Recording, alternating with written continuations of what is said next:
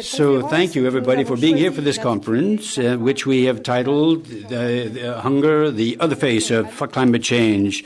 During the negotiations on climate at the end of the year, there are still 850 million people who are suffering from hunger in the world, and among them 140 million from undernutrition.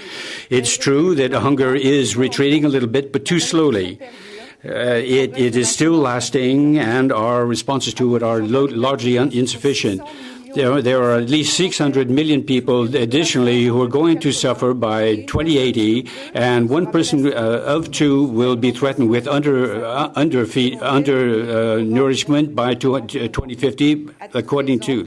As an example, in certain countries, like in Chad, we may see an increase in undernutrition about 90% before 2050. The farmers of the world are bearing witness to the effects of climate change over the past few years, and women and children are particularly affected by it. And so we have a unique opportunity now to listen to them, to their hopes, and to listen. And in September, in New York, within the framework of the definition of the objectives of the sustainable, we want to eradicate need between 2030 and reduce malnutrition. We know that all progress made up until now in fighting against hunger may be swept aside throughout this century by the impact of climate change. And the stakes are enormous. We imperatively have to converge this COP 2021 at the end of the year with the political agenda on one side on climate, and on the other side, fighting poverty and insecurity, food and nutrition insecurity. And the first version of the climate thread, there was no mention of food security in the text which emerged from the accords. And the only approach we have is through food security. So what we have to do is worry about food security as defined by the FAO or the CSA. We have to stop working in silo effects, because we can see the obvious results of that. In security, food security was mentioned in the preamble in the adaptation chapter, and it seems like a simple option, and it risks disappearing entirely in the next agreements which we are going to be discussing. And hunger and climate are indissociable. They are the same fight and the single emergency. Hunger and climate are the same, are different sides of the same coin, and they have. We have to align the policies, even though the most vulnerable people are undergoing absolute climate injustice. Here, this becomes an imperative if we want to respect human rights.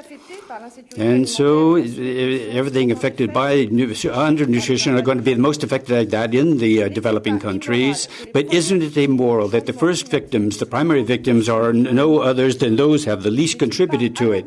Isn't it abnormal that these countries have the least capacities for adaptation, which are undergoing the consequences of the alarming state of our planet?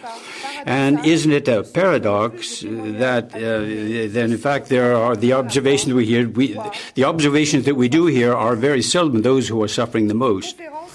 This conference has to remedy this imbalance and to try to make the civil societies heard, and those who are the most affected by the consequences, the human consequences of climate change. And this way was not sufficiently listened to or heard. In the French agenda, which brought us here to Paris, we have a summit to be able to do it, a summit for research, a summit for cattle raising, and also a summit for the farming world, essentially the French farming world. But no choice was given to those who are suffering the most from climate change. And yet they have a lot of things to say and a lot of ideas to change and a lot of solutions which are adapted solutions which are proposed. These are the direct beings who are living this in their daily lives, but because of the industrial policy coming from elsewhere is proving a catastrophe for these people. And that we have to be stakeholders in finding a solution on the international level.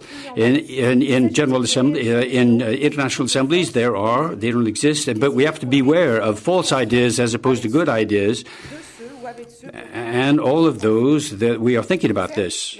The International Committee, on a political level, the world of research and civil societies aren't just not doing nothing. As an example, we are going to hear feedback from our Colombian colleagues who are going to say the RDA programs to reduce the emissions of greenhouse gases have had dramatic consequences on the population, the indigenous population. The solutions are false good ideas because they are still being thought of in a silo setup. And this it makes us forget the imperatives against fighting against hunger and poverty and human rights. It is intolerable today that there are hundreds of millions of people today who are still suffering from hunger in the 21st century, whereas there are billionaires who are living in very plush conditions. And so that is not possible. With the adapted policies, we can overcome, in fact, these injustices.